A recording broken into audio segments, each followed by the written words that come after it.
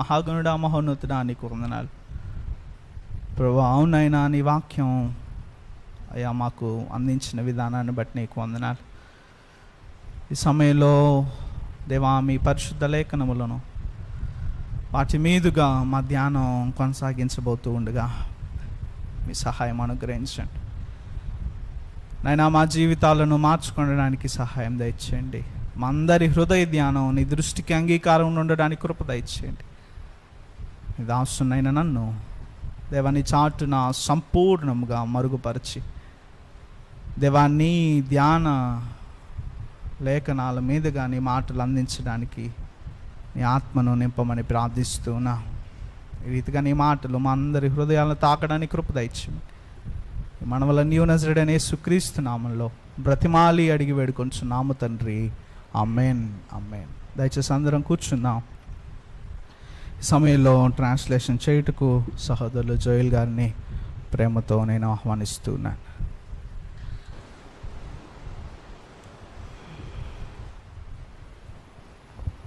Hello hello, praise the Lord.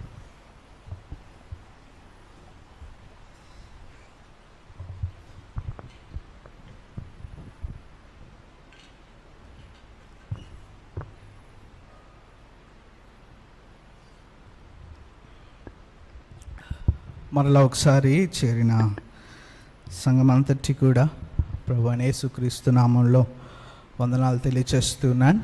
फिर एक बार प्रभु यीशु मसीह के नाम में जितने भी आज यहाँ उपस्थित हैं सभी को मैं नमस्कार कहता हूँ.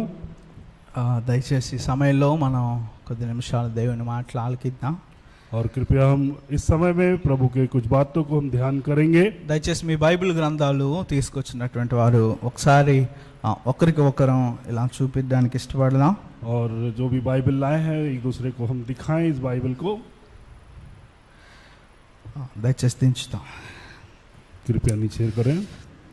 అపోస్తులైన పౌలు కొరింథీయులకు రాసిన మొదటి పత్రిక 10వ అధ్యాయం మొదటి వచనాన్ని మనం చదువుదాం.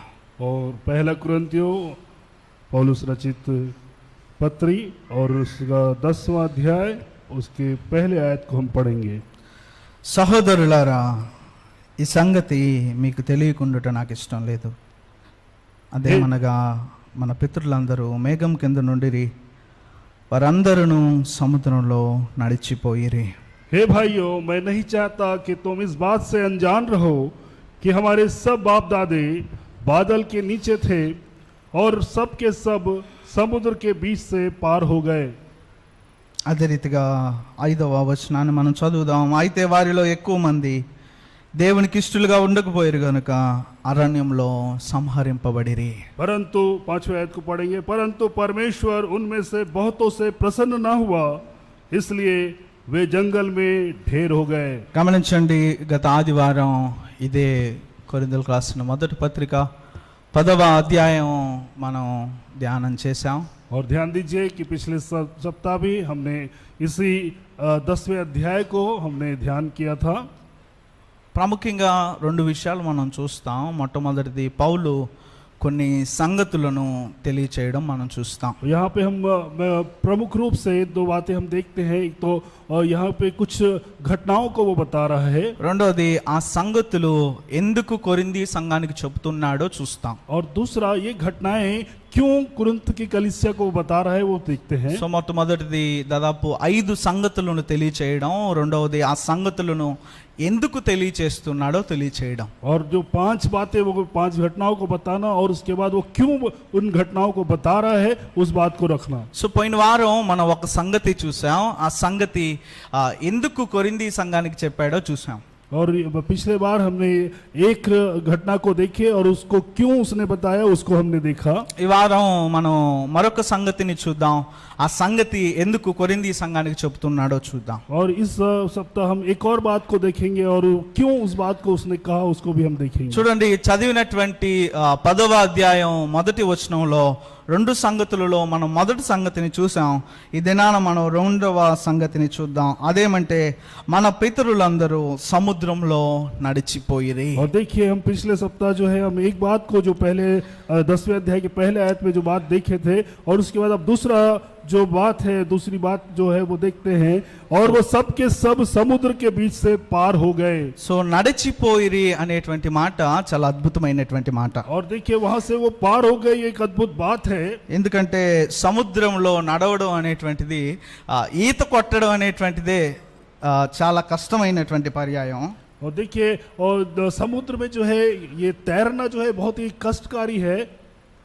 అయితే పౌలు ఏమంటున్నాడంటే మన పితరులందరూ కూడా ఆ సముద్రంలో నడిచిపోయిరి అనేటువంటి మాటను ఉపయోగిస్తారు. लेकिन यहाँ पे पौलुस क्या कह रहा है कि हमारे बाप दादा जो हैं वो समुद्र के बीच से वो पार हो गए करके लिखता है। ఒక మాట సముద్రంలో ఎంత గజ ఈతగాడైనా ఒడ్డును కొట్టాల్సిందే కానీ నడి సముద్రంలో మాత్రం కొట్టడానికి వీలు ఉండదు. वो देखिए जितना भी तैराक क्यों ना हो, और वो जो है वो किनारे किनारे में तैर सकता है, लेकिन वो बीच समुद्र में वो तैरना उसके लिए बहुत ही कठिन है। ఒకవేళ ఎంత గజ ఈతగాడైనా సముద్రంలో ఈత కొట్టగలిగితే కొన్ని నిమిషాలు మాత్రమే కొట్టగలరు, కానీ నడవడం అనేటువంటిది మాత్రం అసాధ్యం. वो कितना भी बड़ा गोताखोर क्यों ना हो, वो कुछ समय तक वो जो है उसमें वो तैर सकता है, लेकिन वो बहुत समय तक वो उसमें तैर कर वो नहीं चल सकता। సో పౌలు ఆ మాట చాలా స్పష్టంగా రాస్తా ఉన్నాడు, సముద్రంలో నడిచిపోయారు. और इसलिए वहां पे पौलुस जो है एक बात स्पष्ट रूप से लिखता है कि समुद्र के बीच से वो पार हो गए। సో చూద్దాం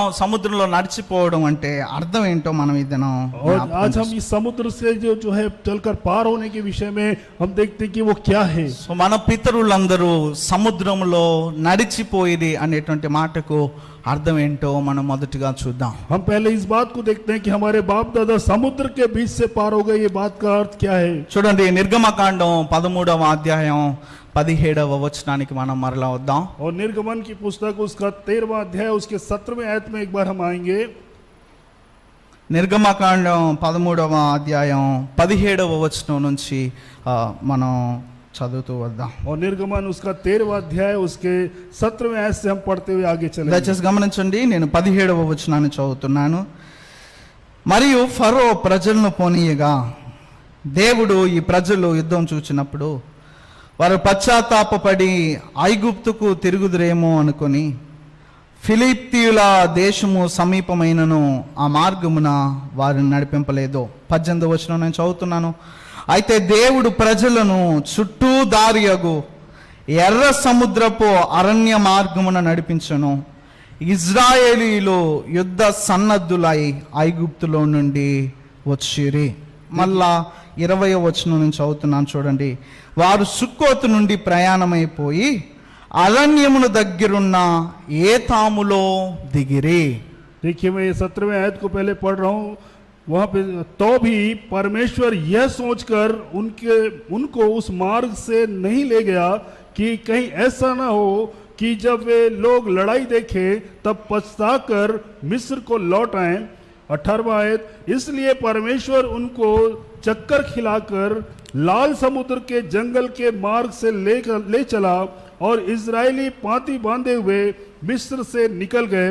और 20वां आयत, फिर उन्होंने सुक्कोत से कूच करके जंगल की छोर पर एताम में डेरा किया। దయచేసి గమనించండి, ఈ 3 వచనాల్లో ఉన్నటువంటి విషయాన్ని మనం గత ఆదివారం చూసాం. और देखिए इस बात को ध्यान दीजिए कि ये 3 बातें जो हैं उसके विषय में हमने पिछले सप्ताह हमने ध्यान किया था। దేవుడు ఇజ్రాయెల్ ప్రజలని ఐగుప్తు బానిసత్వం నుంచి విడిపించాక వారు ఆ ఐగుప్తుకి బయటికి వచ్చేటటువంటి ఆ సందర్భం మనం గత ఆదివారం చూసాం. और जब मिस्र की गुलामी से परमेश्वर ने इजरायलियों को जब छुड़ाया तो उस संदर्भ को यहाँ पे हम देखते हैं। మీకు ఏ పిక్చర్ కనిపిస్తుంది అన్న ఒకసారి, అది ఏ పిక్చర్ కనిపిస్తుంది? ఏం కనిపించట్లేదు?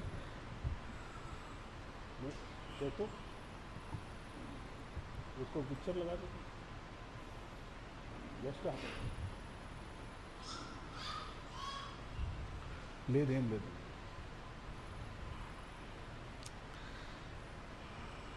గత ఆదివారం మనం చూసినటువంటి ఆ పిక్చర్లో వారు ఐగుప్తు నుంచి కనానుకు ఇజ్రాయెల్ దేశానికి నడిపించడానికి ఫిలిప్తీయుల దారి అనేటువంటిది చాలా సమీపం.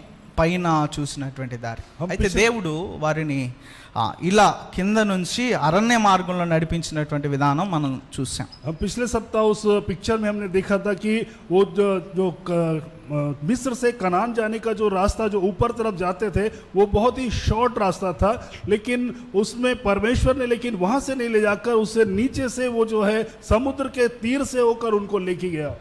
సో ఆ ఫిలిప్తీల దారి దగ్గరైనప్పటికీ కూడా దేవుడు దాదాపు 40 సంవత్సరాలు ఈ ఐగుప్తు నుంచి వారిని అరణ్య మార్గంలో నడిపించినటువంటి ఆ స్థితి, కింద నుంచి పైకి వెళ్ళినటువంటి స్థితిని మనం చూసాం. और देखिए वहां पे हमने वो फिलिस्त के मार्ग से नहीं ले जाकर जो है वो नीचे से ऊपर तक जाने का जो स्थिति है, परिस्थिति को हमने उसको देखा.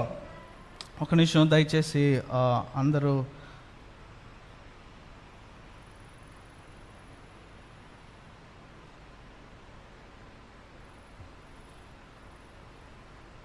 బహుశా మీకు కనిపిస్తుంది అనుకుంటున్నాను. అన్న కనిపిస్తుంది, అది नहीं नहीं కనిపిస్తుంది.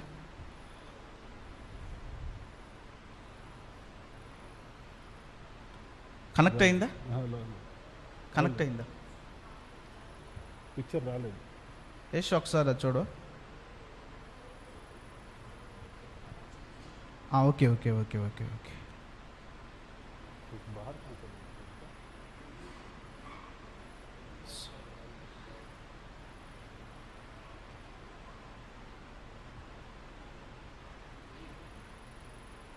ఓకే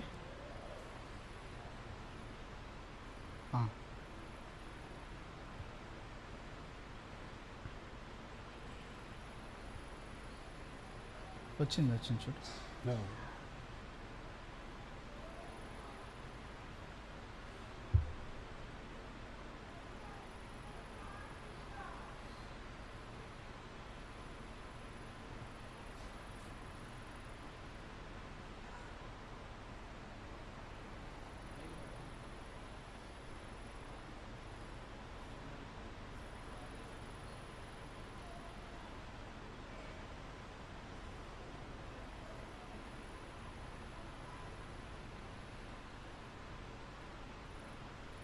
వచ్చిందా? బ్లాంక్.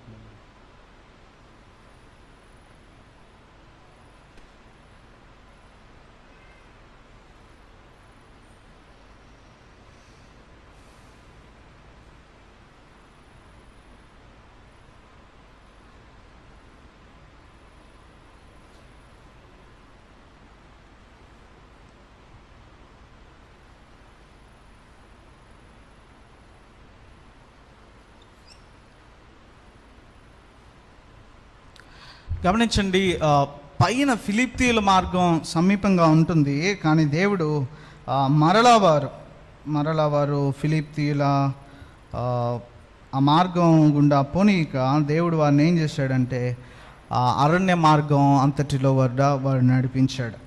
ध्यान दीजिए कि वो लोगों को जो फिलिस्त का मार्ग जो फिलिस्ती से होकर जाना था वो मार्ग जो है बहुत ही छोटा होता, लेकिन परमेश्वर ने जो है उनको जंगल और समुद्र के मार्ग से होकर उनको लेके गया. అక్కడ మనం చూసింది ఏంటంటే ఐగుప్తు నుంచి వారు సుక్కోతు అనేటువంటి ఆ సందర్భం నుంచి ఏతాము అనేటువంటి దానికి వారు దిగారు. और हमने उस समय उसमें देखा कि वो लोग जो मिस्र से सुक्कोत होते हुए वो जो है एताम को पहुंचे.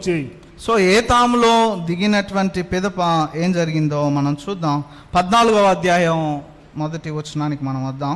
और एताम में उतरने के बाद वहां पे क्या हुआ, हम वहां पे 14वें अध्याय में हम पहले आयत में देखते हैं. చూడండి 14వ అధ్యాయం మొదటి వచనం. और 14वां अध्याय पहला आयत.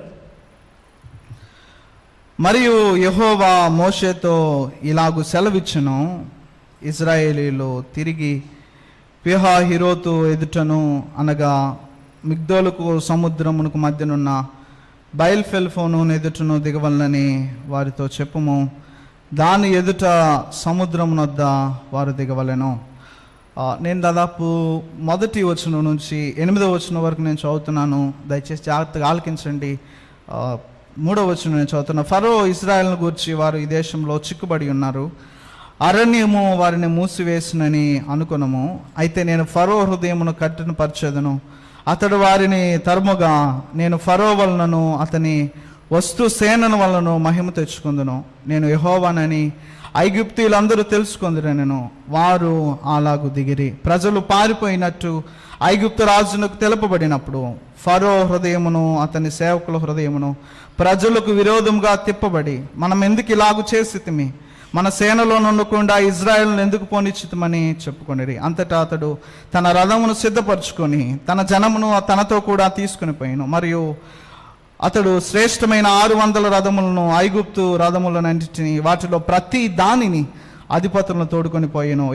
యెహోవా ఐగుప్తు రాజైన ఫరో హృదయమును కట్టిన పరపగా అతడు ఇజ్రాయేలును తరిమెను. అట్లు ఇజ్రాయేలులో బలిమి చేత బయలు వెళ్ళుచుండిరి. దయచేసి 1వ వచనం నుంచి 8వ వచనం వరకు జాగ్రత్తగా మీరు గమనించండి.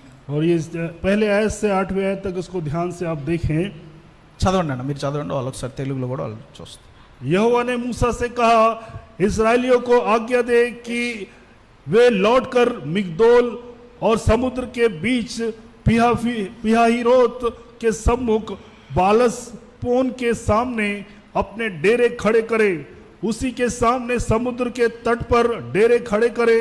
तब फिरौन इस्राएलियों के विषय में सोचेगा, वे देश की उलझनों में फंसे हैं और जंगल में घिर गए हैं.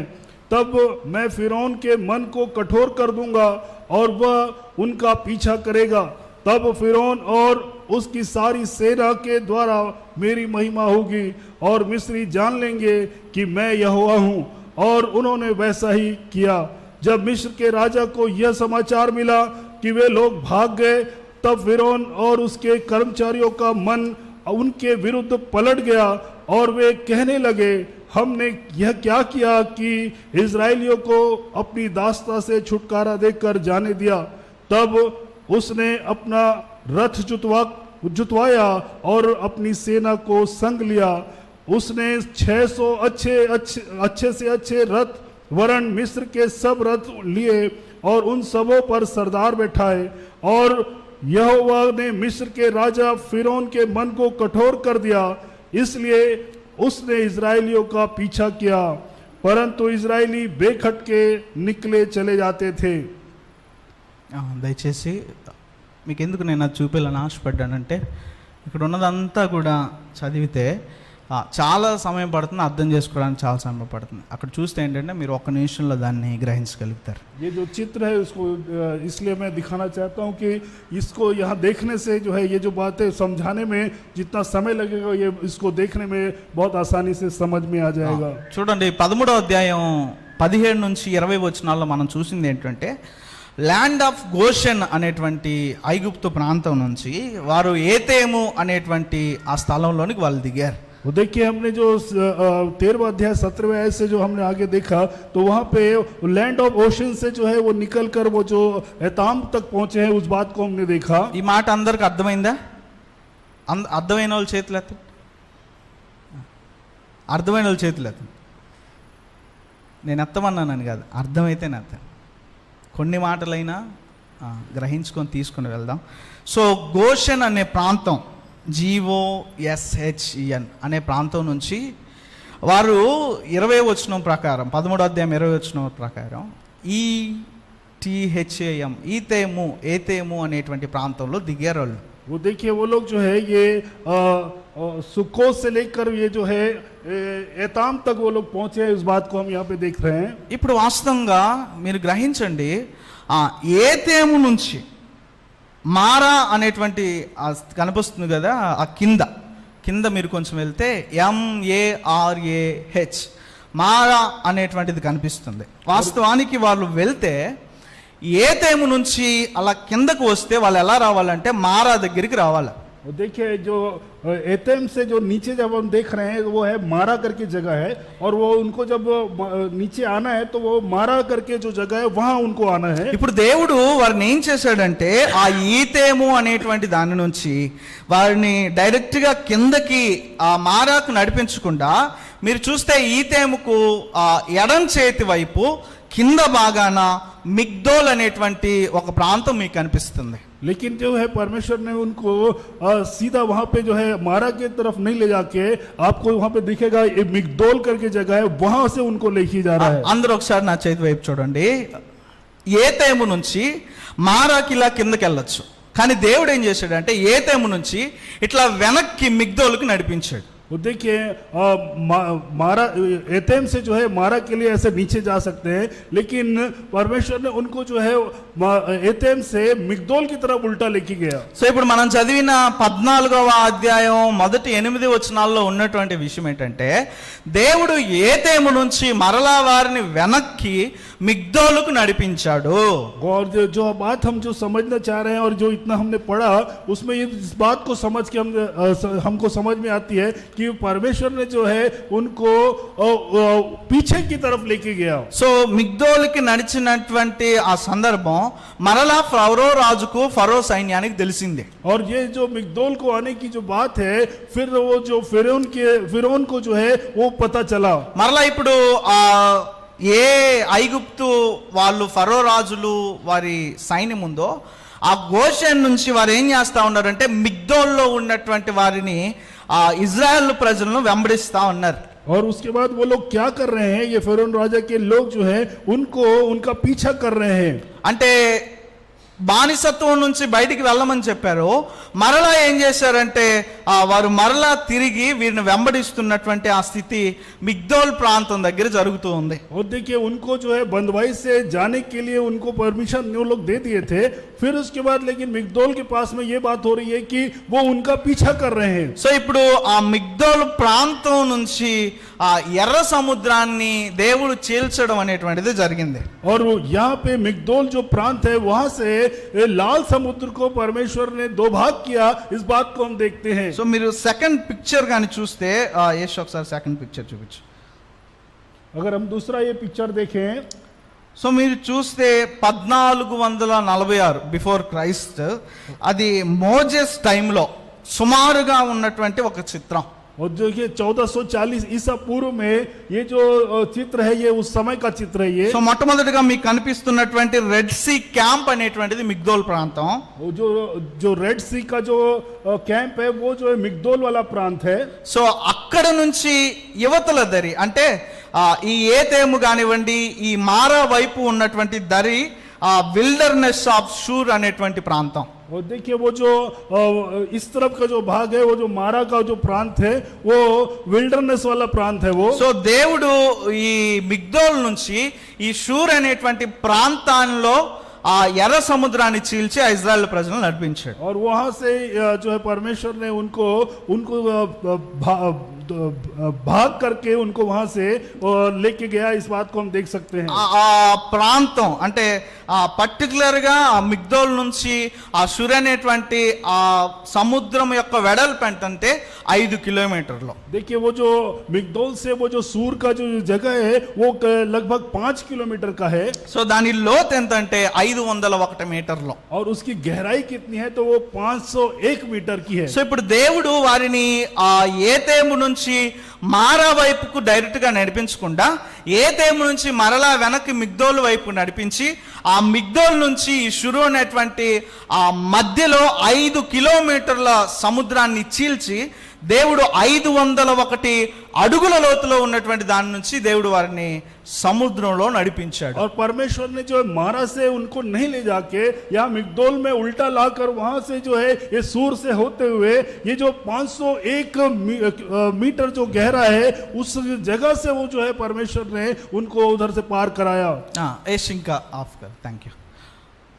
సో ఇప్పుడు దేవుడు ఈ ఎతోము నుంచి మిగ్దోల్కు నడిపించినటువంటి సందర్భంలో और ये जो प्रभु जो एताम से जो है मिग्दोल की तरफ चलाने वाला जो संदर्भ है. సో ఫరో సైన్యం మరలా వారు అక్కడ నుంచి వెంబడిస్తున్నటువంటి ఆ సందర్భం మనం గమనించవచ్చు. और फिरौन की जो सेना है वो वहां से उनका पीछा कर रही है, उस संदर्भ को हम देख सकते हैं. అంటే 8వ వచనం 9వ వచనం 14వ అధ్యాయంలో మనం చూస్తాం. और ये 14वें अध्याय उसके 8वें और 9वें आयत में हम देख सकते हैं। ఇలా దేవుడు ఎతోము నుంచి ముందుకు నడిపించకుండా మరలా వెనక్కు తీసుకొచ్చి వెనక్కు నుంచి మరలా వారిని సముద్రాన్ని చిల్చి ఆ సముద్రంలో నడిపించాడు. और देखिए वो उनको जो है वो सीधा मारा तरफ से नहीं ले जाके मिग्दोल ले जाके फिर मिग्दोल से वो जो समुद्र को दो भाग करके चीरवा के वहां से इनको लेके जा रहा है इजरायलियों को। इस बात को हम देखते हैं। సో ఇశ్రాయేలు ప్రజలను వెనుకున్నటువంటి ఫరో సైన్యం ఆ మిగ్దోల్ ప్రాంతం దగ్గర తరుముతూ ఉంది. और जो फरोन की सेना जो है वो उस मिग्दोल प्रांत के पास में इजरायलियों का पीछा कर रही है और उसको भगा रही है। సో 14వ అధ్యాయం 21వ వచనాన్ని మనం చూద్దాం. और 14वें अध्याय उसका 21वां आयत हम देखते हैं। 14వ అధ్యాయం 21వ వచనం దయచేసి చూడండి. నిర్గమకాండం 14వ అధ్యాయం 21వ వచనం. निर्गमन उसका 14वां अध्याय 21वां आयत को एक बार देखें। 21 నుంచి నేను 23 వరకు చదువుతున్నాను. 21 से 23 तक मैं पढ़ रहा हूं। మోషే సముద్రం వైపు తన చెయ్యి చాపగా యెహోవా ఆ రాత్రి అంతయు బలమైన తూర్పు గాలి చేత సముద్రమును తొలగించి దానిని ఆరిన నేలగా చేసెను. నీళ్లు విభజింపబడగా ఇశ్రాయేలీలు సముద్రము మధ్యను ఆరిన నేల మీద నడిచిరి. ఆ నీళ్లు వారి కుడిమి ఎడమ పక్కలను వారికి గోడల వలె నుండెను. ఐగుప్తీయులను ఫరో గుర్రములను రథములను రౌతులను వారిని తరిమి సముద్రమున మధ్యన చేరిరి. तब मूसा ने अपना हाथ समुद्र के ऊपर बढ़ाया और यहोवा ने रात भर प्रचंड पुरवाई चलाई और समुद्र को दो भाग करके जल ऐसा हटा दिया जिससे उसके बीच सूखी भूमि हो गई। तब इजरायली समुद्र के बीच स्थल ही स्थल पर होकर चले और जल उनकी दाहिनी और बाईं ओर दीवार का काम देता था। तब मिस्री अर्थात फिरौन के सब घोड़े रथ और सवार उनका पीछा किए हुए समुद्र के बीच में चले गए। సో 5 కిలోమీటర్ల వెడల్పు 501 సుమారుగా అడుగుల లోతు ఉన్నటువంటి ఆ స్థలంలో ఇజ్రాయెల్ ప్రజలు వారు ముందు వచ్చేసారు. వెనక ఐగుప్తీయులు ఫరో సైన్యం ఫరో యొక్క సైన్యముల సంబంధించినటువంటి అవన్నీ కూడా సముద్రం మధ్య భాగంలో ఉన్నాయి. और जो 5 किलोमीटर की जो चौड़ाई है और उसके साथ साथ 501 मीटर की गहराई वाला जो जगह है वहां से इजरायली लोग जो है बाहर निकल गए और ये मिस्र की जो फिरौन की सेना है वो लोग जो है उस समुद्र के बीचों बीच में उस जगह में आ गए। సో 24వ వచనాన్ని మనం చదువుదాం. और 24वें आयत को हम पढ़ेंगे। అయితే వేకువజామున యెహోవా ఆ అగ్నిమేఘమైన స్తంభం నుండి ఐగుప్తీయుల దండు వైపు చూసి ఐగుప్తీయుల దండును కలవరపరిచి 25వ వచనం వారి రథ చక్రములు ఊడిపడినట్లు చేయగా వారు బహు కష్టపడి తోలుచుండిరి. అప్పుడు ఐగుప్తీయులు ఇజ్రాయేలుల ఎదుటుండి పారిపోదము రండి, యెహోవా వారి పక్షమున మనతో యుద్ధము చేయుచున్నాడని చెప్పుకొనిరి. और रात के अंतिम पहर में यहोवा ने बादल और आग के खंभे में से मिस्रियों की सेना पर दृष्टि करके उन्हें घबरा दिया और उसने उनके रथों के पहियों को निकाल डाला जिससे उनका चलाना कठिन हो गया। तब मिस्री आपस में कहने लगे, आओ हम इजरायलियों के सामने से भागे क्योंकि यहोवा उनकी ओर से मिस्रियों के विरुद्ध युद्ध कर रहा है। సో వీరు 23వ వచనం ప్రకారం ఇజ్రాయెల్ ప్రజలు ముందుకు వచ్చేసారు. ఐగుప్తుల సైన్యం ఫరో సైన్యం ఆ సముద్రం మధ్యలో ఉంది. ఆ సముద్రంలో మధ్యలో ఉన్నప్పుడు దేవుడు వాళ్ళని కలవరపరిచిన సంగతి వారు గ్రహించి ఆ దేవుడు వారి పక్షమున ఇజ్రాయెల్ పక్షమున యుద్ధం చేస్తున్నారనేటువంటి విషయాన్ని వారు గ్రహించారు. देखिए वहां पे देखिए और फिरौन की सेना जो है जैसा 23वें आयत में लिखा हुआ है इजरायली आगे निकल गए और फिरौन की सेना उस समुद्र के बीचों बीच में चली गई और वहां पे परमेश्वर ने उनकी सेना को घबरा दिया और वो जो है उस बात को जान लिए कि परमेश्वर जो है उनके विरोध में है और इजरायलियों के पक्ष में वो युद्ध कर रहा है करके वो समझ गए। సో ఇప్పుడు 26వ వచనం నుంచి నాన్ స్టాప్ గా 31వ వచనం వరకు మనం చూద్దాం. దయచేసి శ్రద్ధగా మీ బైబిల్ గ్రంథం వైపు చూడండి. और 26वें आयत से 31वें आयत तक हम पूरा एक साथ देखेंगे। 26వ వచనం నుంచి చదువుతున్నా. అంతలో యెహోవా మోషేతో ఐగుప్తీయుల మీదకిని వారి రథముల మీదకిని వారి రౌతువుల మీదకిని నీళ్లు తిరిగి వచ్చినట్లు సముద్రము మీద నీ చెయ్యి చాపమనెను. 27వ వచనం. మోషే సముద్రము మీద తన చెయ్యి చాపగా పొద్దుపడిచినప్పుడు సముద్రము అధిక బలముతో తిరిగి పొర్లెను గనుక ఐగుప్తీయులు అది చూచి వెనకకు పోయిరి. అప్పుడు యెహోవా సముద్రము మధ్యను ఐగుప్తీయులు నాశనము చేసెను. నీళ్లు తిరిగి వచ్చి ఆ రథములను రౌదములను వారి వెనుక సముద్రంలోనికి వచ్చిన ఫరో యొక్క సర్వసేనను కప్పివేసెను. వారిలో ఒక్కడైనను మిగిలి ఉండలేదు. అయితే ఇజ్రాయేలీలు ఆరిన నేలను సముద్రము మధ్యనున్నప్పుడు ఆ నీళ్లు వారి కుడి ఎడమ పక్కలను గోడ వలె నుండెను. 30వ వచనం. ఆ దినమున యెహోవా ఐగుప్తీయుల చేతిలో నుండి ఇజ్రాయేలీలను రక్షించెను. ఇజ్రాయేలీలు చచ్చిన ఐగుప్తీయులను సముద్ర తీరమున చూచిరి. 31వ వచనం.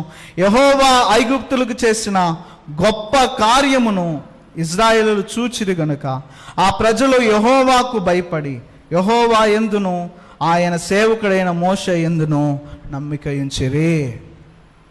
26वें आयत से पढ़ेंगे। फिर यहोवा ने मूसा से कहा, अपना हाथ समुद्र के ऊपर बढ़ा कि जल मिस्रियों और उनके रथों और सवारों पर बहने लगे। तब मूसा ने अपना हाथ समुद्र के ऊपर बढ़ाया और भोर होते होते क्या हुआ कि समुद्र फिर ज्यों का त्यों हो गया और मिस्री उल्टे भागने लगे।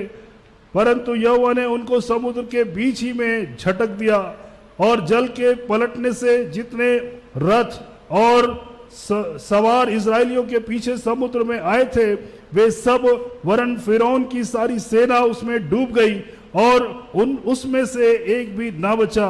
परंतु इजरायली समुद्र के बीच स्थल होकर चले गए और जल उनकी दाहिनी और बाईं दोनों ओर दीवार का काम देता था। इस प्रकार यहोवा ने उस दिन इजरायलियों को मिस्रियों के वश से छुड़ाया और इजरायलियों ने मिस्रियों को समुद्र के तट पर मरे पड़े हुए देखा। और यहोवा ने मिस्रियों पर जो अपना पराक्रम दिखलाया था उसको देखकर इजरायलियों ने यहोवा का भय माना और यहोवा पर और उसके दास मूसा पर भी विश्वास किया। గమనించండి. దాదాపు 5 కిలోమీటర్లు లేదా 6 కిలోమీటర్ల దూరం అంటే దరిదాపు 5 లేదా 6 గంటల ప్రయాణం నడక మీద చేయొచ్చు. देखिए ध्यान दीजिए, ये जो 5 किलोमीटर का जो रास्ता है उसको पैदल सफर करने में कम से कम 5 से 6 घंटे लगते हैं। సో ఇక్కడ ఉన్నటువంటి కొన్ని వచనాలలో వేకువ జామున ప్రొద్దు వేళ అనేటువంటి మాటలను చూస్తే వారు రాత్రి వేళ దాదాపు ప్రయాణం అయ్యారు. అర్ధరాత్రి వేళ, ఉదయం వేళ వారు సముద్రము ఆ సందర్భం నుంచి వారు బయటకు వచ్చారు. और यहाँ पे जो हम बातें देखते हैं वहाँ पे भोर को इस बात को देखते हैं तो ये जो है रात के आधे पहर में जो है वो लोग चलना वहाँ से प्रारंभ किए और सुबह जो भोर को जो है वो लोगों ने उसको पार कर लिया। इस बात को हम समझ सकते हैं। 26వ వచనం నుంచి 31వ వచనంలో ఉన్నటువంటి మాటలు ఏంటంటే ఆల్రెడీ ఐగుప్తీయులు ఫరో రాజ్యం వారందరూ కూడా సముద్రం మధ్యలోకి వచ్చారు. సముద్రంలో మధ్యలోకి వచ్చాక ఎలాగైతే దేవుడు మోషే ద్వారా చెయ్యి చాపి సముద్రాన్ని చీల్చాడో మరలా అదే చెయ్యి చాపి సముద్రాన్ని మూయడం అనేటువంటి సందర్భాన్ని బట్టి వారు ఆ సముద్రం మధ్యలోనే ఒక్కడు కూడా మిగలకుండా ఐగుప్తీయులందరూ కూడా వారి సేన అంతటి కూడా అక్కడ నాశనం చేయబడింది. देखिए जिस रीति से मूसा के हाथ उठाने के बढ़ाने के द्वारा से जो है समुद्र 2 भाग कर दिया गया था, वैसे ही जब ये मिस्र की सेना जो है वहां से समुद्र के बीचों बीच में थी, मूसा के द्वारा से हाथ बढ़ाया गया और समुद्र जो है वापस ज्यों का त्यों हो गया और उस मिस्री सेना में से एक भी नहीं बचा। సో ఇజ్రాయెల్ ప్రజలందరూ కూడా రక్షింపబడి వారు సముద్రం బయటికి వచ్చినటువంటి స్థితి మనం చూస్తాం. और इजरायली लोग जो है बचाए जाकर वो समुद्र के बाहर निकल गए, इस बात को हम देखते हैं. సో నడిచిపోవడం అంటే సర్వసాధారణంగా సముద్రంలో నడవడం కాదు.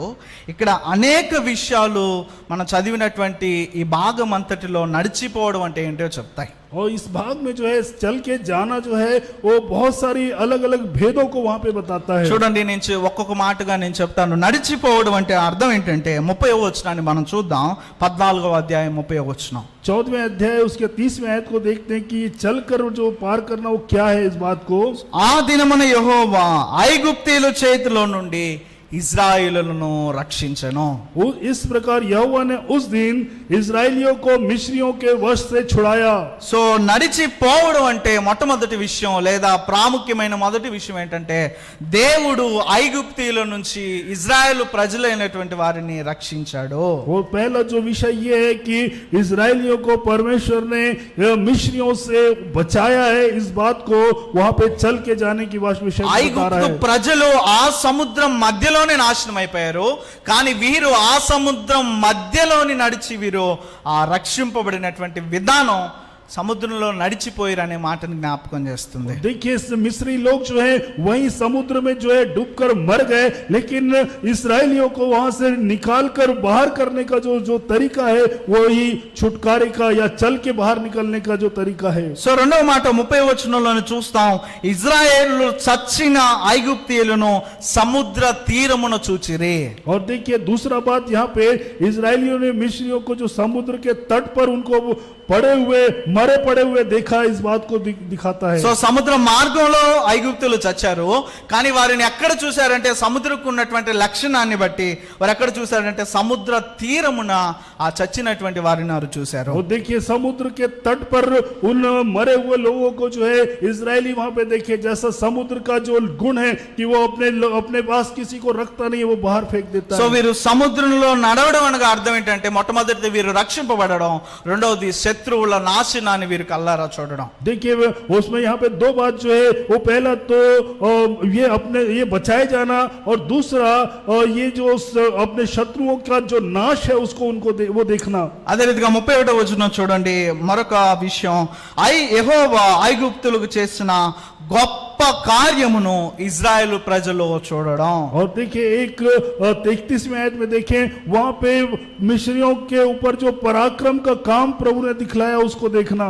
సో దాదాపు 5 కిలోమీటర్ల వెడల్పు 501 అడుగుల ఆ సముద్రాన్ని దేవుడు 2 గోడలుగా చీల్చి ఆ ఆరిన నేలగా నడిపించినటువంటి కార్యాన్ని వీరు చూడడమే సముద్రంలో నడిచిపోవడం. देखिए वो 5 किलोमीटर लंबा और उसकी गहराई जो 501 मीटर थी उसको जो उस पर जो निकल जाना, यही परमेश्वर के वचन के अनुसार वो उनको निकल कर जाने की बात है. సో ఐగుప్తీయులకు చేసిన గొప్ప కార్యం ఇజ్రాయేలులకు గొప్ప కార్యంగా చూడడం మూడో ప్రాముఖ్యమైన విషయం. और ये और मिस्रियों के ऊपर जो बहुत बड़ा जो कार्य प्रभु ने किया वो ये इस्राएलियों के लिए भी वो बहुत बड़ा महान कार्य था. ఇంకా సముద్రంలో నడవడం అంటే అర్థం ఏంటంటే 24వ వచనంలో కూడా మనం చూద్దాం. 14వ అధ్యాయం 24వ వచనం. 14वें अध्याय उसके 24वें आयत में भी एक काम जो प्रभु ने किया उसको देखते हैं. అయితే వేకువజామున యెహోవా ఆ అగ్నిమేఘమైన స్తంభం నుండి ఐగుప్తీయుల దండు వైపు చూచి ఐగుప్తీయుల దండును కలవరపరచడం. और रात के अंतिम पहर में यहोवा ने बादल और आग के खंभे में से मिस्रियों की सेना पर दृष्टि करके उन्हें घबरा दिया. సో దేవుడు ఐగుప్తీయుల దండునంతటిని కలవరపరిచినటువంటి ఆ స్థితి వారు సముద్రంలో నడవడం అనేటువంటి దానికి అర్థం ఇస్తుంది. और जो समुद्र में चलने के जो उस बात का जो अर्थ है यहाँ पे मिस्रियों की सेना को घबरा देने का यहाँ पे जो बात है वो दिखता है. అదే రీతిగా 25వ వచనంలో వారి రథ చక్రములు ఊడిపడినట్లు చేయగా వారు బహు కష్టపడి తోలుచుండ్రి. బహు కష్టమైనటువంటి ఆ పరిస్థితిని దేవుడు శత్రువులకు కలిగించడమే వీరు ఆ సముద్ర మార్గమున నడిచిపోయారు అనే మాటను జ్ఞాపకం చేస్తుంది. और देखिए जब उनके रथों के जो पहियों को उसने निकाल कर जो है उनको चलना, उनको उस रथों को चलाना उनको कठिन कर दिया, ये बात जो है वो समुद्र से होकर निकलने वाली जो बात है उसको प्रकट करती సో है। అదే రీతిగా మరో ప్రాముఖ్యమైన విషయం ఏంటంటే 25వ వచనంలో అప్పుడు ఐగుప్తీయులు ఇజ్రాయేలుల ఎదుటుండి పారిపోదాం రండి అనేటువంటి మాట చెప్పడం. और दूसरा एक और बड़ी बात, ये बात यहाँ पे देखते हैं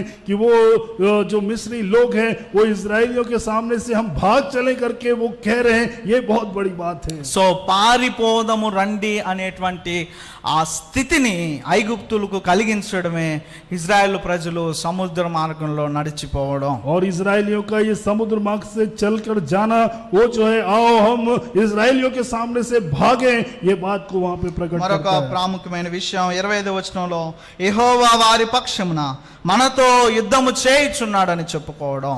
और एक बहुत ही विशेष बात यहाँ पे 25वीं आयत में यहोवा उनकी ओर से मिस्रियों के विरुद्ध युद्ध कर रहा है, एक बहुत बड़ी बात సో है। సముద్రంలో నడిచిపోవడం అనగా అర్థం దేవుడు ఇజ్రాయెల్ పక్షముగా యుద్ధం చేస్తున్నాడని జ్ఞాపకం చేయడం. और इस बात को याद दिलाना कि प्रभु जो है यहोवा मिस्रियों के विरुद्ध इजरायलियों के पक्ष में युद्ध कर रहा है, इस बात को చూడండి, ఆ మొట్టమొదటి విషయం ఇజ్రాయెల్ ప్రజలను రక్షించడం, శత్రువుల నాశనాన్ని కల్లారా చూడడం, మూడవది దేవుని యొక్క గొప్ప కార్యాన్ని వారు చూడడం, నాలుగవది ఆ శత్రువులను కలవరపరచడం, ఐదవది వారు బహు కష్టంగా వారి రథం నడిపే పరిస్థితిని ఏర్పరచడం, ఆరవది 25వ వచనంలో వారు పారిపోదము అనేటువంటిది ఇజ్రాయేలును చూసి చెప్పడం, మరొక 7వది దేవుడు ఇజ్రాయేల్ పక్షమున యుద్ధం చేసేటటువంటి సందర్భం.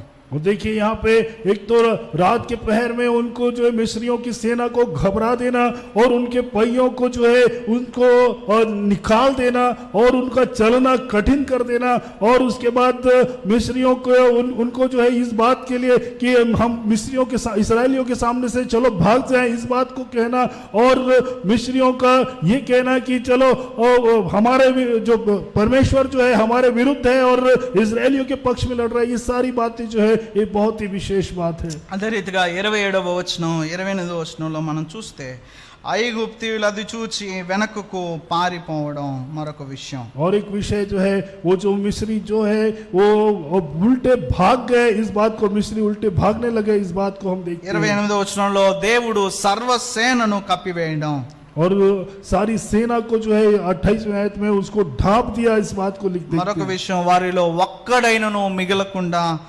దేవుడు నాశనం చేయడం అనేటువంటిది సముద్రంలో వారు నడవడానికి జ్ఞాపకం और చేస్తుంది. समुद्र में उनको एक को ये भी नहीं छोड़ा, सबको नाश कर दिया, एक भी नहीं बचा उनमें से, ये जो है So, इस बात विशेष बात है। చివరిది ప్రాముఖ్యమైనది 29వ వచనంలో, అయితే ఇజ్రాయేలులో ఆరిన నేలను సముద్రం మధ్యన ఉన్నప్పుడు ఆ నీళ్లు వారి కుడి ఎడమల పక్కను గోడల వలె నుండి వారు నడిచేటప్పుడు ఆ సముద్రం ఆ గోడల వలె నుండి స్థితిని, ఆ రక్షణ స్థితిని దేవుడు వారికి ఏర్పరచడం. और देखिए जब इजरायली समुद्र के बीच में चल रहे थे तो जो जल है उनके दाहिने और बाईं ओर जो एक दीवार का काम कर रहा था, यानी उनके जो छुटकारे का जो काम है वहां पे वो कर रहा था, इस बात को हम यहाँ पे సో देख सकते हैं। దయచేసి గమనించండి, మన పితరులందరూ సముద్రంలో నడిచిపోయిరి అనగా అర్థం ఏంటంటే దేవుడు రక్షించడం, శత్రువులను నాశనం చేయడం, గొప్ప కార్యాన్ని చూడడం, వాళ్ళని కలవరపరచడం, కష్టమైనటువంటి పరిస్థితిలోనికి ఆ ఐగుప్తులను నడిపించడం, దేవుడు ఒక్కడు కూడా మిగలకుండా ఐగుప్తులను నాశనం చేయడం, ప్రత్యేకించి ఇజ్రాయెల్ ప్రజలను మాత్రం దేవుడు గోడలతో సంరక్షించినటువంటి స్థితి. और देखिए इस रीति से परमेश्वर ने जो है उस हमारे बाप दादाओं को समुद्र में के बीच में से पार कराया, इसके पीछे में उनको इजरायलियों के सेना के इजरायलियों को मिस्रियों के विरुद्ध में उसने खड़े होकर उसका युद्ध किया, उनको घबरा दिया, उनको जो है उस सेना से बचाया, छुड़ाया, ये सारी बातें जो है इस बात को हम देखते సో हैं। మరొక మాట, దేవుడు ఇజ్రాయెల్ పక్షముగా వారి కొరకై వారిని విడిపించడానికై యుద్ధం చేయడం. और उनके विरुद्ध में जो है उनको छुड़ाने के लिए, इजरायलियों को छुड़ाने के लिए उनके मिस्रियों के विरुद्ध में युद्ध करना। సో దేవుడు సముద్రంలో నడిపించడం అంటే ఇన్ని అంశాలను మోషే తెలియ చెప్పడం అనేటువంటిది మనం చూస్తాం. और ये मूसा जो है इन सारी बातों को यहाँ पे दिखा रहा है, इस बात को हम देख सकते हैं। దయచేసి 10వ అధ్యాయం కొరింథీయులకు రాసిన మొదటి పత్రిక 10వ అధ్యాయం 5వ వచనాన్ని మనం చదువుదాం. देखिए कुरिन्थियों की पहला कुरिन्थियों उसका 10वां अध्याय और उसके 10वें आयत को हम देखेंगे। పౌలు తాను చెప్పిన 5 సంగతులకు ఒక ప్రత్యేకమైన విషయాన్ని జోడించడం మనం చూస్తాం. और ये जो 5 सी सच्चाई है जिसको बताया पौलुस ने, उसमें एक बात को और जोड़ रहा है वहां पे। 5వ వచనాన్ని చదువుతున్నా. 10వ అధ్యాయం 5వ వచనం. 10वां अध्याय 5वें आयत को हम पढ़ेंगे। అయితే వారిలో ఎక్కువ మంది దేవునికి ఇష్టలుగా ఉండకపోయారు గనుక అరణ్యంలో సంహరింపబడిరి. परंतु परमेश्वर उनमें से बहुतों से प्रसन्न ना हुआ, इसलिए वे जंगल में ढेर हो गए। సో ఈ మాట చాలా లోతైనటువంటిది. ये जो बात है वो बहुत ही गहरी भेद की बात है। దేవుడు వారిని ఐగుప్తీయుల సైన్యం నుంచి వారిని తప్పించాడు. అయినా వారు దేవునికి ఇష్టలుగా ఉండకపోయారు కనుక దేవుడు వారిని ఏం చేశాడంటే నాశనం చేశాడు. देखिए वो जो परमेश्वर जिन्होंने उनको मिस्रियों से छुड़ाया, वो उनके उसकी पसंद में या उसको प्रसन्न करने वालों में नहीं रहे, इसलिए उनका नाश कर दिया। రెండవది ఐగుప్తీయుల నాశనాన్ని కల్లారా ఇశ్రాయేలు ప్రజలు చూశారు. కానీ అదే ఇశ్రాయేలు ప్రజలు దేవునికి ఇష్టలుగా ఉండకపోయేసరికి అదే దేవుడు మరలా వారిని ఆ అరణ్యంలో నాశనం చేశాడు. देखिए उस मिस्री सेना को जो है, मिस्री लोगों को उनके इस्राएलियों के सामने ही उनका सर्वनाश कर दिया था परमेश्वर ने। वो वैसा परमेश्वर जो है उनको भी जब वो उनकी इच्छा के अनुसार नहीं रहे तो उनका भी वही जंगल के मार्ग में उनका नाश कर दिया। చరిత్రలో మరెన్నడూ జరగని ఓ గొప్ప కార్యాన్ని దేవుడు ఐగుప్తీయుల పైన ఇజ్రాయెల్ ఉద్దేశించి చూపించాడు. అయినా ఇజ్రాయెల్ ప్రజలు దేవునికి ఇష్టలుగా ఉండకపోయినందున దేవుడు వారిని ఏం చేశాడంటే సంహరించాడు. देखिए इस इतिहास में जो कभी घटी नहीं ऐसी अनहोनी घटना को उनके सामने में उसने करके दिखाया। उसके बावजूद जो है जब वो उससे हट गए तो उनको भी वैसा नाश कर दिया। అదే రీతిగా దేవుడు ఐగుప్తీయులను ఇజ్రాయెల్ ప్రజల ద్వారా ఇజ్రాయెల్ ప్రజల కొరకు కలవరపరిచాడు. కానీ మరలా ఇజ్రాయెల్ ప్రజలు దేవునికి ఇష్టలుగా ఉండకపోయినందున అదే ఇజ్రాయెల్ ప్రజలు దేవుడు కలవరపరిచాడు. देखिए वो इजरायली लोगों के लिए मिस्री सेना को, मिस्री लोगों को परमेश्वर ने घबरा दिया।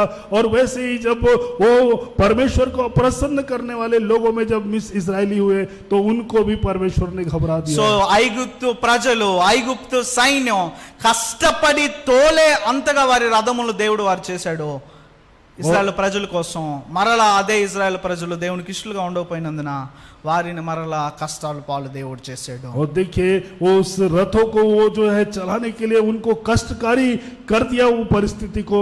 और जैसे ही इजरायली लोग भी परमेश्वर की इच्छा के अनुसार नहीं रहे तो उनके लिए भी वो कष्टकारी जीवन हो गया। ఐగుప్తు ప్రజలు ఇజ్రాయేలు ప్రజలను చూచి పారిపోదాం రండి అని చెప్పేలా దేవుడు చేశాడు.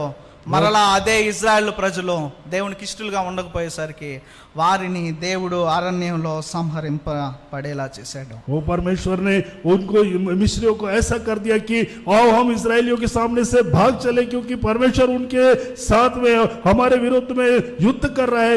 वैसे ही जब ये परिस्थिति, जब उनकी इच्छा के अनुसार ये इजरायली नहीं रहे तो उनके जीवन में भी यही परिस्थिति ला సో दिया। ఇక్కడ వరకు ఆపుదాం. పౌలు ఏమంటున్నాడంటే, అయ్యా దేవుడు మన పితరులందరినీ రక్షించిన, దేవుడు మన పితరులందరి శత్రువులను నాశనం చేసిన, దేవునికి ఇష్టలుగా లేరు వారిని మరలా ఏం చేశాడంటే నాశనం చేశాడు. ओ यहाँ पे हम रोकते हैं।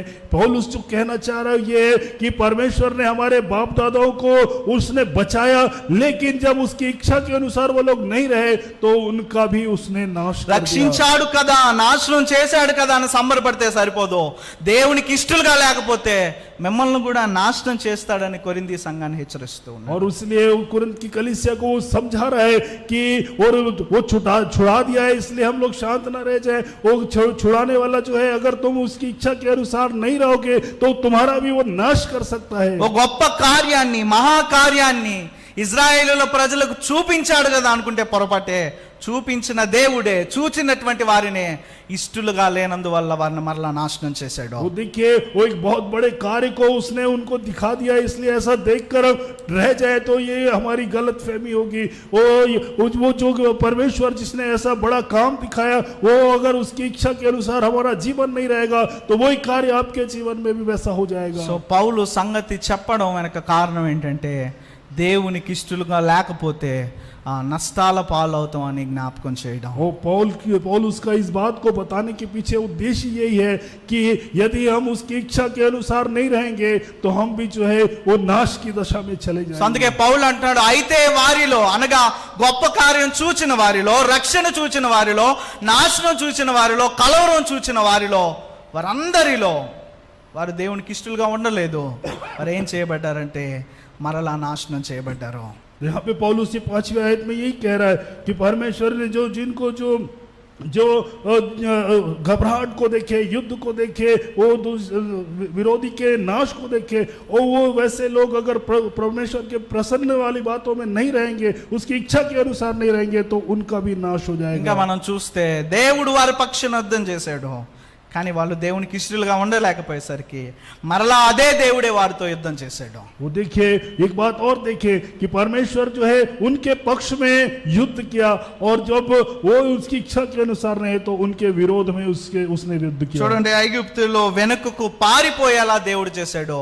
మరలా అదే పాత జీవితాన్ని, అదే సంహరింపబడినటువంటి జీవితాన్ని దేవుడు ఇజ్రాయెల్ ప్రజలు ఇష్టలుగా లేనందువల్ల వాళ్ళకి కల్పించాడు. देखिए, पीछे भाग जाने के लिए इस मिस्रियों को उसने मजबूर कर दिया, और वो वैसे ही हमारे जीवन में या वो परमेश्वर की इच्छा के अनुसार वाला जीवन नहीं होने के कारण से 28వ वो फिर वचనం. से वापस उसी स्थिति में उनको भागने के लिए कर दिया. మరొక మాట, ఫరో యొక్క సర్వసేనను ఇజ్రాయెల్ కోసం కప్పివేశాడు, వారిలో ఒక్కడైనను మిగలకుండా నాశనం చేశాడు. మరలా అదే దేవుడు ఇజ్రాయెల్ ప్రజలు దేవునికి ఇష్టలుగా ఉండకపోయినందున ఇద్దరును మిగిలిన వారందరినీ కూడా సంహరింపలే చేశాడు. वो देखिए, जैसे मिस्र की सेना को वो समुद्र में ढांप दिया और एक भी उनमें से नहीं बचा, वैसे ही परमेश्वर की इच्छा के अनुसार नहीं होने के कारण से, उसे प्रसन्न करने वाले लोगों में नहीं होने के कारण से वो सारे इजरायलियों को भी उसने मार दिया, सिर्फ 2 उसको बचा दिया. సో పౌలు ఏం జ్ఞాపకం చేస్తా ఉన్నాడంటే, అయ్యా ఎన్ని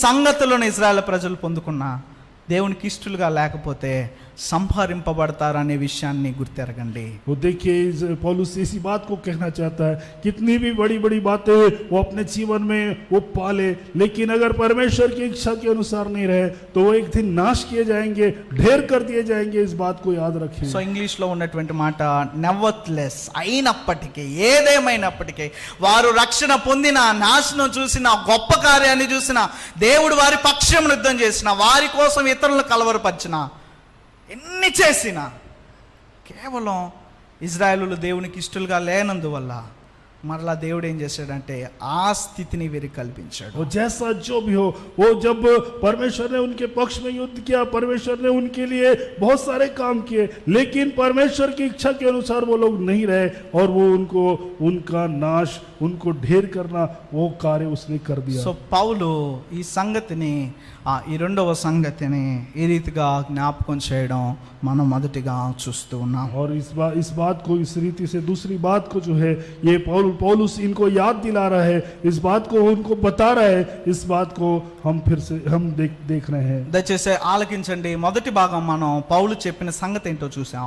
రెండవది ఎందుకు ఈ సంగతి చెప్తున్నాడో చూద్దాం. वो देखिए, हम पहली बात तो वो पौलुस ने इस बात को क्यों बताया, इस बात को हम देख रहे हैं, और इस बात को क्यों बताया उसको हम देखते हैं. ఇక్కడ ఒక విషయాన్ని గమనించాలి. 5వ వచనంలో దేవునికి ఇష్టలుగా ఉండకపోయిరి అనేటువంటి మాటకు అర్థం ఏంటంటే 6వ వచనంలో చెప్తూ ఉన్నాడు, చెడ్డ వాటిని ఆశించడం. देखिए, ये परमेश्वर को प्रसन्न करने वाले नहीं रहे, इसके बात के लिए वो जो है 6वें आयत में वो बता रहा है कि जैसे उन्होंने लालच किया, और वैसे ही हम भी बुरी वस्तुओं की लालच ना करें, इस बात को कह रहा है. సో చెడ్డవి వాటిని ఆశించడం వల్ల అన్ని చూసినప్పటికీ కూడా వారు నాశనం పొందారు, అనగా దేవునికి ఇష్టలుగా లేకపోవడం వల్ల వాళ్ళు అలా అయ్యారనేటువంటి విషయాన్ని పౌలు చెప్పాడు. वो बुरी बातों की लालसा करने के कारण से उनकी ये परिस्थिति हुई, ऐसा इस बात को वो बता रहा है. సో ఆ చెడ్డ వాటిని ఆశించడం, దేవునికి ఇష్టలుగా ఉండకపోయిన ఆ పరిస్థితుల్లో గత ఆదివారం మనం ఒకటి చూసాం.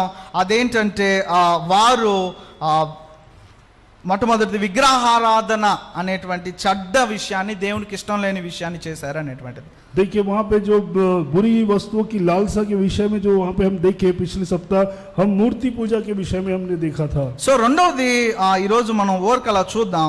8వ వచనంలో చూడండి, దేవునికి ఇష్టం లేని పని వారు చేసింది ఏంటంటే చెడ్డవాటిని ఆశించింది ఏంటంటే 8వ వచనంలో కనిపిస్తుంది. రెండవది 10వ అధ్యాయం 8వ వచనం. कौन सी बुरी बात की वो लालसा किए, वो 8वें आयत में हम वहाँ पे देख सकते हैं। సో వ్యభిచరించడం అనేటువంటిది వారు చేసిన చెడ్డది, వారు ఆశించినటువంటి చెడ్డది ఇజ్రాయెల్ ప్రజలు. जो व्यभिचार है जो उन्होंने किया, वो गलत काम या बुरी लालसा जो उन्होंने किया। సో మరలా అక్కడికి వద్దాం. రెండవ భాగాన్ని మనం చూద్దాం. రెండవ భాగం ఏంటంటే ఎందుకు పౌలు సముద్రంలో నడిచిపోయారనే సంగతిని జ్ఞాపకం చేస్తా ఉన్నాడు. देखिए दूसरे भाग को हम देखते हैं, क्यों परमेश्वर ने जो है समुद्र के बीच से उन्हें वो पार हो गए करके कह रहा है। చూడండి 6వ వచనం చదువుదాం. 10వ అధ్యాయం 6వ వచనం. 10वां अध्याय 6वें आयत को हम पढ़ेंगे। వారు ఆశించిన ప్రకారము, వారు అనగా సముద్రములో నడిచిపోయిన పితరులు. देखिए वो जैसे वो चाह रहे थे वो उनके अनुसार, मतलब कौन जो समुद्र में जो बाप दादे जो पार हुए थे वो लोग। సో వారు ఆశించిన ప్రకారం మనము చెడ్డవాటిని ఆశించుకున్నట్లు లేదా దేవునికి ఇష్టలుగా ఉండకుండా ఉండనట్లు ఈ సంగతులు మనకు దుష్టాంతములుగా ఉన్నవే. देखिए जैसे उन्होंने लालच किया वैसे हम बुरी वस्तुओं की लालच ना करें, ये बातें हमारे लिए दृष्टांत ठहरी। సో పౌలు కొరింథీ సంఘానికి ఈ సంగతులు ఎందుకు చెప్తూ ఉన్నాడంటే ఇవి కొరింథీ సంఘానికి దృష్టాంతములుగా తెలియచేస్తూ ఉన్నాడు. देखिए पौलुस इन बातों को क्यों कुरिन्थ की कलीसिया को बता रहा है, क्योंकि ये बातें जो है उसके लिए दृष्टांत ठहरी हैं। దీస్ ఆర్ ద ఎగ్జాంపుల్స్ అనేటువంటి మాట. ये सारी बातें जो है उदाहरण हैं उनके लिए। సో ఏంటి ఎందుకు ఈ మాటలు అంటే వారు ఆశించినట్టుగా లేదా వారు దేవునికి ఇష్టలుగా లేనట్టుగా మనం ఉంటే మనం కూడా సంహరింపబడతాం అనేటువంటి దృష్టాంతం. देखिए ये दृष्टांत क्या है कि जैसे उन्होंने बुरी वस्तुओं की लालसा की, अगर हम ऐसे लालच करेंगे तो हम भी ढेर कर दिए जाएंगे, नाश कर दिए जाएंगे। సో వారు ఆశించిన ప్రకారం చెడ్డ వాటిని ఆశించకుండా పౌలు ఈ సంగతులను జ్ఞాపకం చేస్తా और ఉన్నాడు. वैसा न करने के लिए जो है पौलुस इन बातों को उनको स्मरण करा रहा है। దేవునికి ఇష్టలుగా జీవించకుండా ఉండేటువంటి విధానం కోసం, దేవునికి ఇష్టలుగా ఉండాలనేటువంటి విధానం కోసం పౌలు ఈ విషయాలను జ్ఞాపకం చేస్తాడు. परमेश्वर को प्रसन्न करने वाले लोगों में हम रहें, इसलिए इन बातों को परमेश्वर याद दिला रहा है। దేవునికి ఇష్టలుగా ఉండకూడదు అనేటువంటి ఆ విషయాన్ని మన జీవితాల నుంచి తీసివేసుకోవడం కోసం పౌలు జ్ఞాపకం చేస్తా ఉన్నాడు. परमेश्वर को अप्रसन्न करने वाली बातें हमारे जीवन में नहीं रहनी चाहिए, उनको निकाल देना है, इस बात को वो पौलुस याद दिला సో रहा है। ఈ రెండవ సంగతిని ఈ 6వ వచనంలో కానీ మనం కానీ ఇమర్చగలిగినట్లయితే, यदि हम इस 6वें आयत में दूसरे भाग को जो है अगर हम इसमें देखें तो, అనగా వారు సముద్రంలో నడిచిపోయారు, అయితే వారు ఆశించారు, వారు సంహరింపబడ్డారు. మనము కూడా సముద్రంలో నడిచినటువంటి స్థితిలో మనము దేవునికి అయిష్టులుగా ఉంటే, మనము చెడ్డవాటిని ఆశించిన స్థితిలో ఉంటే మనము నశించిపోతామనేటువంటి విషయాన్ని జ్ఞాపకం చేస్తా ఉన్నాడు. हम समुद्र से पार हो गए, उसके बाद अगर बुरी बातों की हम लालसा करेंगे, बुरी बातों की इच्छा हमारे जीवन में होगी, तो हम भी वो नाश कर दिए जाएंगे, ढेर कर दिए जाएंगे। సో ఒకసారి ఇమర్చుదాం. మొదటిది బహుశా ప్రభు చేత, దేవుని చేత రక్షింపబడినప్పటికీ కూడా దేవునికి ఇష్టలుగా జీవించకపోతే ప్రజల్లాగా మనం సంహరింపబడతాం. देखिए अगर यदि हम परमेश्वर के द्वारा से हम उद्धार पा लिए हैं और उसके बाद भी बुरी बातों की लालसा करेंगे तो हम जो है उसमें नाशवान की दशा में आएंगे। శత్రువు యొక్క నాశనాన్ని కల్లారా చూచినప్పటికీ దేవునికి ఇష్టలుగా ఉన్నటువంటి జీవితం మన జీవితాల్లో లేకపోతే మనం మరలా సంహరింపబడతాం. वो देखिए वो शत्रुओं के नाश को देखने के बावजूद यदि हमारा जीवन जो है परमेश्वर की इच्छा के अनुसार नहीं होगा तो हम भी एक दिन फिर से वैसे ही नाश कर दिए जाएंगे। ఇశ్రాయేలు ప్రజలు చూచినట్టు ఓ గొప్ప మహాకార్యాన్ని మన జీవితాల్లో దేవుని ద్వారా మనం చూచినప్పటికీ దేవునికి ఇష్టలుగా ఉండకపోతే మనం సంహరింపబడడం నిశ్చయం. वो जैसे इजरायलियों के द्वारा से जो विशेष कार्य प्रभु ने उनके लिए किया, उसको देखने के बावजूद अगर हम परमेश्वर की इच्छा के अनुसार हम नहीं रहेंगे तो एक दिन हम भी फिर से वो नाश कर दिए जाएंगे। దేవుడు ఐగుప్తీయులను ఇజ్రాయెల్ ప్రజల కోసం కలవరపరిచినట్టు దేవుడు మన శత్రువులను కలవరపరిచినప్పటికీ దేవునికి మనం ఇష్టలుగా లేకపోతే ఇజ్రాయెల్ ప్రజల వలె మనం సంహరింపబడతాం. जैसे मिस्रियों को परमेश्वर ने इजरायलियों के विरुद्ध में घबरा दिया, वैसे ही अगर यदि हम परमेश्वर की इच्छा के अनुसार हमारा जीवन नहीं होगा तो हमको भी प्रभु घबरा देगा. ఇజ్రాయెల్ ప్రజల కోసం ఐగుప్తీయులను కష్టాలు పాలు చేసిన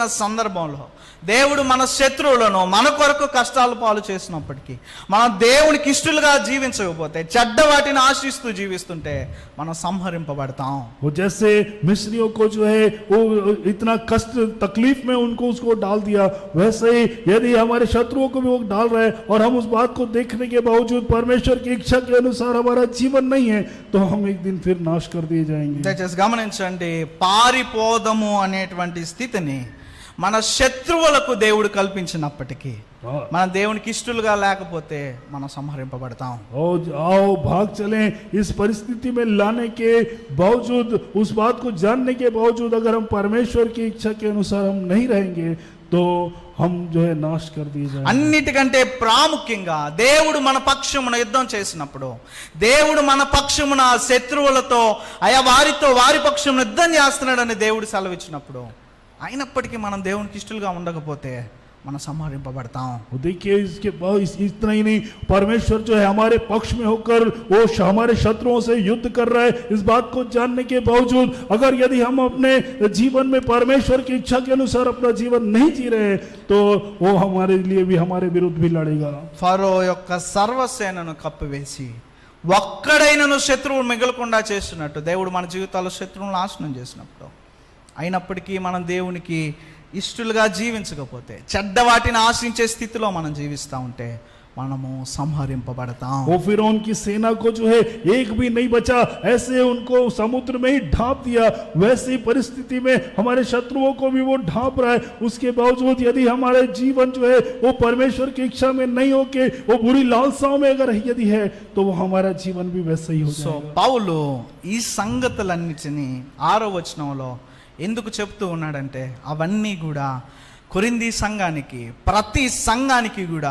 పౌలు ఉదాహరణలుగా అందిస్తూ ఉన్నాడు. क्योंकि वो बात इसलिए पौलुस यहाँ पे कह रहा है कि वो हर कलीसिया को, कुरिन्थ की कलीसिया को, हर कलीसिया को ये बातें दृष्टांत के रूप में ठहराने के लिए సో कह रहा है. నీవు దేవుని బట్టి ఎన్ని గొప్ప కార్యాలు చూసినా, ఎంత రక్షణ పొందినా, ఎన్ని దేవుని నుంచి నువ్వు పొందుకున్నా, దేవుడి నీతో ఎంతగా పక్షమున చేరి యుద్ధం చేస్తున్నా, దేవునికి నువ్వు ఇష్టంగా జీవించకపోతే, అనగా చెడ్డవాటిని ఆశిస్తూ జీవిస్తూ ఉంటే, గమనించాలి, దేవుడు ఇద్దరిని మాత్రమే పురుషుల సంఖ్యలో 40,000 మందిలో మిగిల్చినట్టు దేవుడు మన జీవితాలను కూడా సంహరిస్తాడు. आप अपने जीवन में कितने भी अद्भुत क्यों ना देखे हो, कितनी भी बातें जो है आश्चर्य की आपने उसकी अपने जीवन में क्यों ना देखी हो, यदि परमेश्वर की इच्छा के अनुसार हमारा जीवन नहीं होगा तो प्रभु जो है एक दिन जो है परिस्थिति ऐसी आएगी कि वो हमारे नाश कर देगा. ఏంటి ఆ చెడ్డది ఆశించకుండా దేవునికి ఇష్టలుగా ఉండకున్నటువంటి సందర్భం ఏంటంటే, ఇదన్న మనం చూడబోతున్నటువంటిది.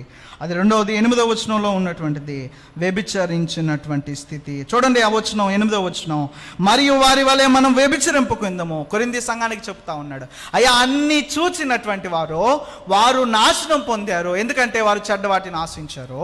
అలాగే మనం చెడ్డవాటిని ఆశిస్తే ఆ ఉండకుండా ఉండాలనేటువంటి విషయాన్ని చెప్తా ఉన్నాడు. देखिए यहाँ पे 8वें आयत में वो देखिए हम व्यभिचार ना करें क्योंकि वो लोग व्यभिचार किए इसलिए नाश कर दिए गए. చూడండి 8వ వచనం, మరియు వారి వలె మనం వ్యభిచరింపుకుందాము, వారిలో కొందరు వ్యభిచరించినందున ఒక్క దినముననే 23,000 మంది కూలిరే. और 8वें आयत को हम देखेंगे, और ना हम व्यभिचार करें जैसा उनमें से कितनों ने किया और एक दिन में 23,000 मर गए. మీరు ఇంటికి వెళ్ళాక చదవండి, సంఖ్యాకాండం 20వ అధ్యాయం మొదటి 9 వచనాల్లో మనం చూస్తాం, వారు వ్యభిచరించడం, మొదటి 2 వచనాల్లో ప్రాముఖ్యంగా వ్యభిచరించి ఆ అన్య వారితో కలిసి వారు ఆ విగ్రహం అర్పించిన వాటిని తినడం, వారితో కలిసి వారి జీవితాన్ని కొనసాగించడం. आप जाके घर में इस बात को पढ़िएगा, गिनती उसकी 25 अध्याय 1 से 9 तक में उनका जो व्यभिचार है और उसके साथ साथ जो है वो मूर्ति पूजा में उसके वो वहां जाकर जो है वहां उनके सामने की वस्तुओं నా మాటలు మీకు అర్థమవుతున్నాయని నేను అనుకుంటున్నాను. मेरी बातें आपको समझ में आ रही है सोचता हूँ. నిర్గమకాండం 14వ అధ్యాయంలో దేవుడు అన్ని ఆశ్చర్యక్రియలు, సముద్రంలో నడిచినటువంటి ఆ విధానం వారికి చూపిస్తే సంఖ్యాకాండం 25వ అధ్యాయం వచ్చేసరికి మొదటి 3 వచనాలలో మరలా వ్యభిచరించడం, మరలా ఆచారం కాని స్థితిని వారు చేయడం ప్రారంభించారు. देखिए वो यहाँ पे निर्गमन 14वें अध्याय में बहुत अद्भुत आश्चर्य कर्मों को इनको जब इजरायलियों को परमेश्वर ने दिखाया, तो यहाँ से वो गिनती उसके 25वें अध्याय आते तक जो है यहाँ वे व्यभिचार करने लग गए. సో మన జీవితాలలో మనం ఎన్ని దేవుడి నుంచి గతంలో కార్యాలు చూసినా, నీ భక్తి ఎంతైనా, నీ విశ్వాసం ఎంతైనా, దేవుడు నిన్ను ఏ పరిస్థితి నుంచి బయటికి తీసుకొచ్చినా, దేవుడు నిన్ను రక్షించినా, నీ కొరకు శత్రువులను నశింపజేసినా, ఎన్ని చేసినా దేవునికి చెడ్డ వాటిని ఆశిస్తూ దేవునికి ఇష్టలుగా ఉండకపోతే దేవుడు వారిని లెక్కించినట్టే మనల్ని కూడా లెక్కిస్తాడు. देखिए यदि आपने अपने जीवन में कितने भी अद्भुत देखे हो, कितना भी आपके जीवन में प्रभु की आशीष आपने पाया हो, कितनी भी बातों को आपने अपने जीवन में अनुभव किया हो, यदि आप परमेश्वर की इच्छा के अनुसार नहीं होंगे तो जैसा लेखा उनसे लिया गया वैसे ही आपसे भी लेखा लेगा. సో చాలా సార్లు వ్యభిచరించడం అంటే కేవలం శరీరాను సంబంధమైనటువంటి సందర్భం మనం తలొస్తాం. अब देखिए व्यभिचार को जब हम सोचते हैं तो कई शरीर से संबंधित बात को ही हम व्यभिचार समझते సో हैं. ఆచారము కానిది ఏదైనా వ్యభిచారమే. जो सदाचार जो नहीं है वो सारी चीजें व्यभिचार है. చూడండి సంఖ్యాకాండం 20వ అధ్యాయం మొదటి 3 వచనంలో చెప్తా ఉన్నాడు, ఇజ్రాయేలులో హిత్తీములో దిగి ఉండగా ప్రజలు మోయాబు రాండితో వ్యభిచారము చేయసాగిరి. అంత మాత్రమే కాదు, ఆ స్త్రీలు తమ దేవతల బలులకు ప్రజలను పిలవగా వీరు భోజనం చేసి వారి దేవతలకు నమస్కరించిరే. సంఖ్యాకాండం 20వ అధ్యాయం మొదటి 2వ వచనం. और जब वो उन स्त्रियों ने उन लोगों को अपने देवताओं के यज्ञों में न्योता दिया, तब वे खाकर उनके देवताओं को दंडवत करने लगे. पहला वचन, इजरायली शित्तीम में रहते हुए और वे लोग मोआबी लड़कियों के संग कुकर्म करने लगे. సో చెడ్డ వాటిని ఆశించకుండా ఉండడం, ఆచారం కానీ ఆ స్థితిని మనం జీవించడం. ఆచారం అంటే దేవుని వాక్యానికి విరుద్ధమైనటువంటి స్థితిని మనం జీవిస్తూ ఉంటే, परमेश्वर के वचन के विरोध वाला जीवन अगर हम जीते रहेंगे మనం तो తప్పకుండా దేవునికి అయిష్టలమే చెడ్డ వాటిని ఆశిస్తున్నటువంటి వారమే. तब निश्चित हम जो है वो परमेश्वर को अप्रसन्न करने वाले लोग हैं. हम उसके उनसे जो है उसकी इच्छा के अनुसार नहीं जीने वाले लोग हैं. సో వ్యభిచారం అంటే శరీరానికి సంబంధించింది మాత్రమే కాదు, ఆచారము కానీ దేవుని లేఖనముల ప్రకారం కానీ దేనినైనా మనం ఆచరించడం అనేటువంటిది వ్యభిచారమే. जो सदाचार नहीं है उनमें से जो भी परमेश्वर के वचन के विरोध में है, उन बातों को हम आचरित करते हैं वो सारे व्यभिचार సో है. అదే రీతిగా విగ్రహారాధన అంటే కేవలం విగ్రహములను ఆరాధించడం మాత్రమే కాదు, దేవునిని ఆరాధించకుండా దేనినైనా, మనిషినైనా, వస్తువునైనా, దేనినైనా ఆరాధించడం విగ్రహారాధనే, అది వ్యభిచారమే. वो देखिए सिर्फ मूर्तियों के सामने जाके आराधना करना नहीं, वो परमेश्वर से बढ़कर हम किसी को भी अगर हम आराधना कर रहे हैं, किसी को भी हम वो महिमा दे रहे हैं, तो वो जो है मूर्ति पूजा है. वो తల ఉంచుదాం, ప్రార్థన చేద్దాం. ఈ కొద్ది మాటలు దేవుడు దీవించును గాక. हम सर झुकाए हम प्रार्थना करेंगे. సో దేవునికి మనం ఇష్టలుగా లేకపోతే, చెడ్డ వాటిని ఆశిస్తున్న స్థితిలో ఉంటే, దేవుడు పరిశుద్ధ గ్రంథంలో స్పష్టంగా రాయబడి ఉంది, ఒక జాషువా, అదే రీతిగా ఒక కాలేబు తప్ప, వారిరువురు తప్ప ఆ 40 మంది పురుషులలో ఒక్కడు కూడా మిగలలేదు అనేటువంటి మాట. మన జీవితాలలో దేవుడు మనకు ఎన్ని కార్యాలు చూపించినా, ఎంత రక్షణ అనుభవం మనం నటించిన, మన శత్రువులను మనల్ని నశింపజేసినట్టు స్థితి మనం చూసిన, కలవరం చూచిన, దేవుడు మన పక్షమున యుద్ధం చేసిన, ఎన్ని చేసినా మనం చెడ్డవాసిని ఆశిస్తూ ఉంటే, దేవునికి అయిష్టులుగా ఉంటే దేవుడు మనల్ని సంహరిస్తాడు. తల ఉంచుదాం, ప్రార్థన చేద్దాం. ప్రభువా, నిన్ను ఆరాధించకుండా ఆరాధించే విగ్రహారాధన నీ జీవితం నుంచి తీసివేయి. ప్రభువా, నీ వాక్య అనుసారం లేకుండా ఉన్నటువంటి ఆచారం నుంచి, వ్యభిచారం నుంచి నన్ను దూరపరచు. తల ఉంచి ప్రార్థన చేద్దాం. మహాగణుడు, మహోన్నతుడా, నీకు వందనాలు. అవును ప్రభువా, మా జీవితాలలో నీ పరిశుద్ధ లేఖన భాగంలో ఉన్న సంగతులు మాకు దృష్టాంతాలుగా ఉన్నాయి. ప్రభువా, పితరులందరూ సముద్రంలో నడిచిపోయారు, కానీ వారు నీకు ఇష్టలుగా జీవించలేదు కనుక వారిని నువ్వు సంహరించావు. మమ్మల్ని కూడా అనేక పర్యాయాలను ఆయన సముద్రంలో మీరు నడిపించారు. ప్రభా, మేము ఇష్టలుగా జీవించకుండా జీవిస్తూ ఉన్నాం. అయితే మమ్మల్ని నీకు ఇష్టలుగా జీవించే భాగ్యం దయచేయండి. ఒకవేళ అలా జీవించకపోతే సంహరింపబడతాం అనేటువంటి స్పృహతో మా జీవితాలను మేము కొనసాగించే భాగ్యం దయచేయండి. రీతిగా చేరిన బిడలు తీర్మానాలను బలపరచమని, స్థిరపరచమని, మా జీవితాలను ప్రభువా నీకు ఇష్టలుగా చేసుకోవడానికి, చెడ్డ వాటిని ఆశించకుండా మేము జీవించడానికి నీ కృప మాతో ఉంచి నడిపించమని, మరి ఇచ్చిన మాటలు బట్టి నేను స్తుతిస్తూ మహింపరుస్తూ ఈ మనవలన్నీ యేసుక్రీస్తు నామంలో బ్రతిమాలి అడిగి వేడుకొంచున్నాము తండ్రి. ఆమేన్. ఆమేన్.